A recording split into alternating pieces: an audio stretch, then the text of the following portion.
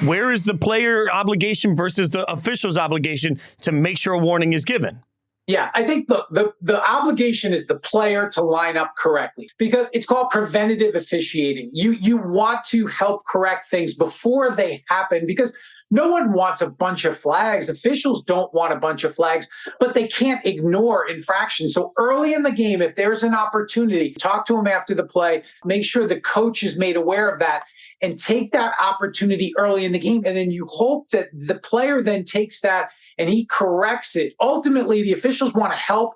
They want to give, especially on off the ball. You see that a lot. Receivers will look to the sideline. I'm off the ball. I'm on the ball. The official will give them the line of scrimmage and make sure.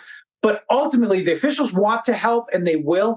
But it's on the player to line up correctly. When the officials walk in, do they have a sense of this team has more holding, this team commits more personal fouls? Like, even if it's subconscious, is there some sort of, I know I'm taking on this team, and I got to have a watchful eye on that?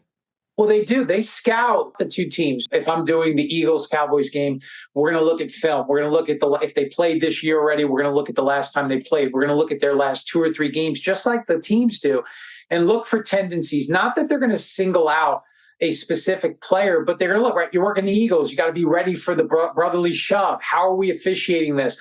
What are things we have to look for? Does Dallas, do they play more aggressive in the secondary? Do we have to be prepared for that? What do they like to do in short yardage situations? So all of these things go into being prepared to officiate that game. But very rarely are you looking at, hey, we got to watch 72 because all this guy does is hold. Because if you put that in your head too much, you're going to subconsciously, you're going to create a foul probably that isn't there. So you're trying to think big picture. You're trying to look at tendencies but they are preparing for that, for their upcoming game.